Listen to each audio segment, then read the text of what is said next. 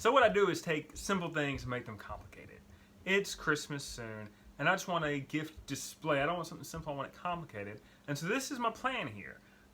The gifts I'm getting, they're all like either gift card shape, size, or they're a digital purchase that I'm gonna print out on a gift card size shape, credit card size shape.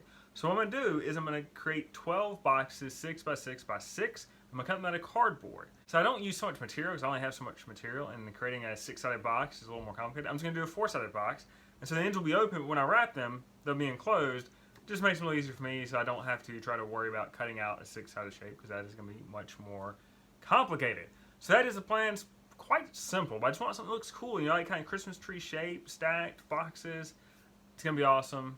And first thing I gotta do is mark out the cardboard and cut it. I'm gonna do that on a table saw. Now you could do other ways. You could do it with a razor blade, but the table saw is gonna be a little bit quicker. I've got one. I'm gonna utilize it. I always wear a dust mask, and this is basically a respirator. It's out of date, but it will block all the dust. And you know, I got some cool takes. I need a little bit of color. I got a face shield because, you know, this is cardboard, but I just wear it whenever I'm operating the table saw. Face shield, so then it flies back at you, covered. And then earmuffs, because I like my hearing. I like to hear well in my old age. So I'm always wearing PPE, personal protective equipment, and you should too if you're using power tools or whatever tools you're using. Now let's start cutting.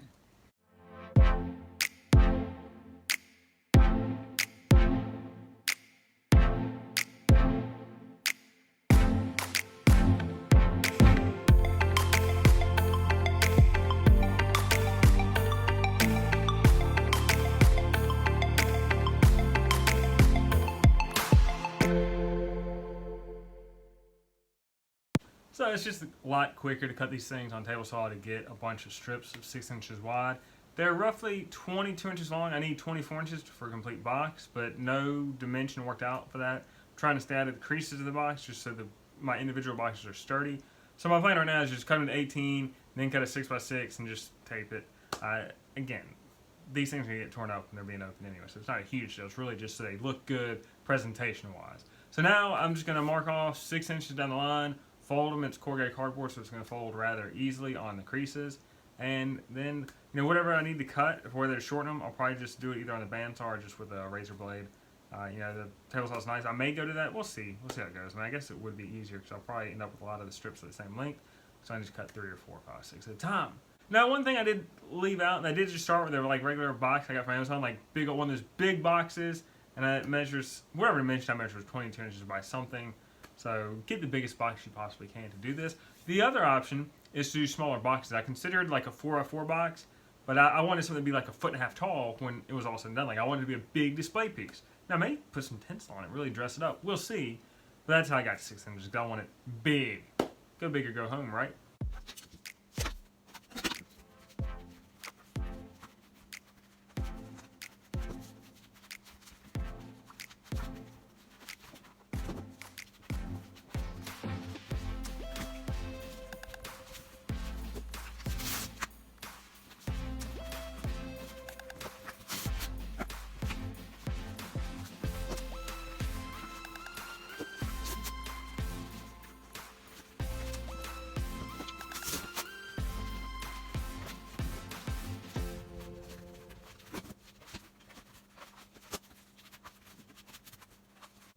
Alright, so I've cut 6 cubes. I've got 6 that are a little too long. I've got 6 that are a little too short.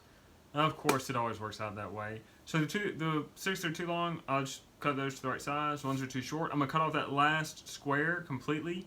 And then I'll just cut 6 by 6 squares. I'll just tape them together. Again, it'll be fine because this is all about display. Once somebody starts ripping from there, I'm going to pay attention to how the box was constructed.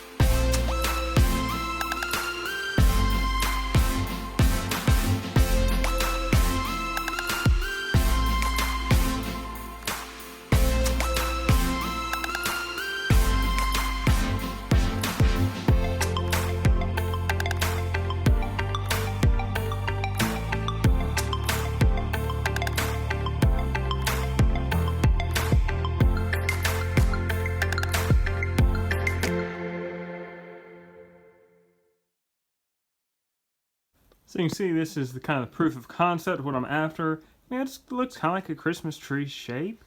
It's a bunch of boxes. You know, you see that, a bunch of gifts. That looks nice. So that's what I'm after. Once I wrap these things, then it'll really start to take shape and you really see what I'm after. You know, maybe go some tinsel around it. It's looking good. Now you can see these boxes, I didn't quite use very exact methods, so some of them are more quadrilateral than perfectly square. I think that's going to be okay. I think I can probably mix and match and switch them around to where they all will sit pretty level. That is the proof of concept. That is exactly what I was after. I like it. Now I just got to wrap it. I've made all my boxes. Now it's time to start wrapping these boxes. I always have paper on my workbench. I've kind of marked out the length of paper I need so I don't have to think about it and measure each time. I've just got my lines on the thing so I can pull out the paper, cut it, and wrap these boxes to get, you know, I want to be as efficient as possible. I don't want to waste wrapping paper. So here's the first box started. That all it is too. You know, it's just wrapping presents. Now the ends are open, so I'm going to have to just try to account for that, which technically I guess I should have it. I need to turn the paper so I can, you know, crisscross where the ends crisscross. I don't need that open side, so I need to turn that around. Undo this tape. You gotta think through these things, otherwise you'll screw it up. Hey Scooby, what are you doing, buddy? You wanna be on the camera? Is that it?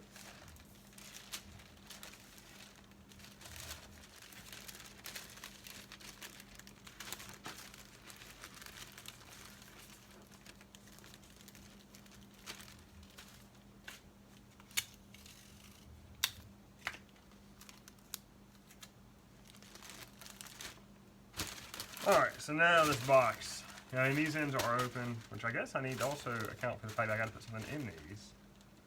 So I need that part over the end. It's a process, you know, you do this thing, you figure out, okay, what is the order, how can I be more efficient about this?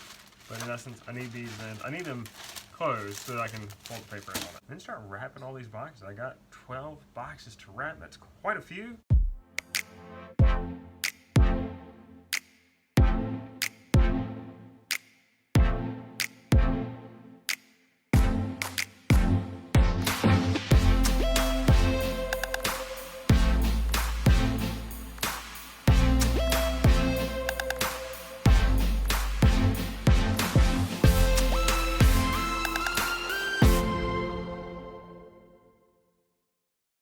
So we're about halfway through this ordeal, and a couple things to note. Like this box is pretty square. Let me see if I can find one that is less square. So you can see this one is not quite square, you know, it kind of peaks in this side. That does make it a little tough for the wrapping paper because the wrapping paper wraps better when it's square. As you're trying to wrap, you get this little bit of flex in there, which, you know, is just annoying. These ends are open, so as you're, you know, you're trying to, yeah, it's a little bit annoying the way I've done this, but I was trying to do this as cheap as possible because, you know, if you're buying 12 boxes this size, I don't know. I mean, how many millions of dollars would that be? I don't know. I'm not in the box industry, but I knew it was going to be more expensive than I wanted to pay. So, I mean, those are slight annoyances. I mean, overall, I think once I get these things set up, I think it'll be fine. I think like little, like, you know, where you got these things that aren't quite square and the paper doesn't quite want to wrap it, I don't think it's going to matter. But it is just something to be aware of, to take account of, because it's got to be, there's going to be a little bit of frustration. I've been a little frustrated, like trying to, like, you know, wrapping this thing, the thing's flexing all over the place, and you just can't quite get it the way you want it to. Just something to keep in mind. But I am halfway through. I had just enough wrapping paper to get this done. You know, the dollar store stuff, it doesn't go too far. But I'll show you where I'm at right now. So I'm leaving all the ends open because I need to put like the actual gift in there, and I want to get them all wrapped first and kind of figure out. You know, I'd like for it to be in a certain order, like where they're open. You know, once at the top down, and there's a certain method to my madness here. You can see, so this box is not quite square. You can kind of see, you get a little bit like wrinkling and puckering in the paper. Because of that, is what it is. So I'm nearing the end of these boxes. You can see, I only got 5 boxes out of my first roll of paper. So I wanted to get 6 out of the second so I'd have enough. You can see I'm a little short on the bottom, but it is what it is. I'd rather be a little short on the bottom and have enough for all of my boxes than not. Because, you know, I'd rather have them all wrapped, man. I want them all consistent. I got a vision here.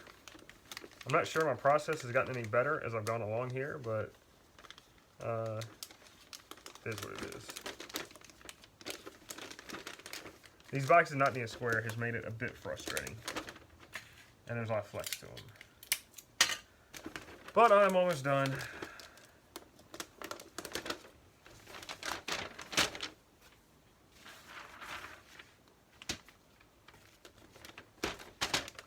12, that's done. So now I need to figure out what I'm putting in these. I mean, I know what I'm putting in them, but I got to figure out what works. I want, start top, bottom, and I want a progression. I got a plan in mind.